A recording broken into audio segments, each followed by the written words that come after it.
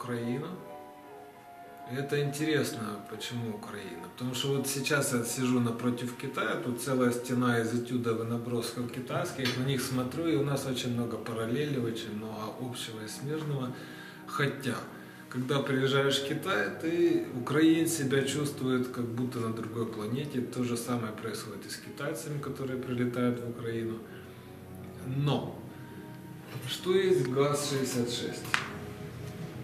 Это машина, возможно, будущего, может быть, прошлого, которая едет в гору. То есть она едет независимо от обстоятельств. Это машина, которая преодолевает препятствия, преодолевает горы, независимо от преград, которые находятся перед ней.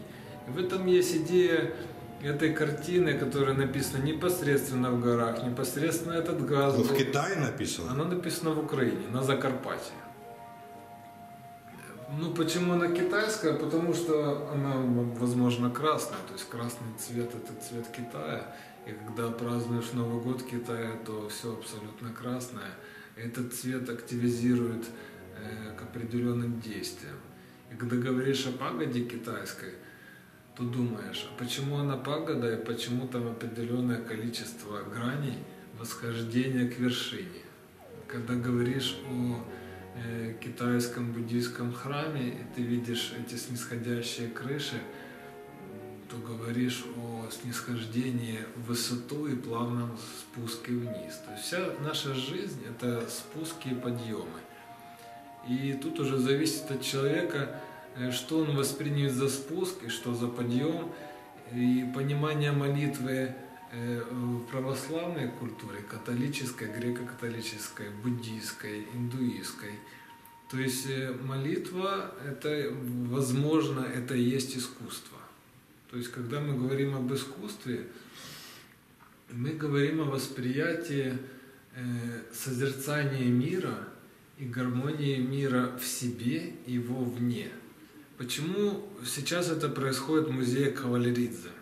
Возможно, именно музей Кавалеридзе на сегодняшний день внедрил в себя идею гармонии через молитву, через созерцание. Вот между картинами состоят как раз скульптуры Кавалеридзе, и они все-таки диктуют вот эту линию высоты искусства. То есть нельзя опускаться ниже этой линии, но выше подняться довольно трудно.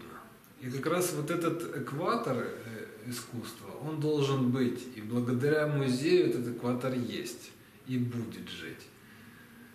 Он стоит, музей, немножко на Андреевском сбоку, кажется сбоку, и кажется просто здание. Но когда заходишь в него и проходит экскурсия, то понимаешь глубину мысли Кавалеридзе в контексте времени.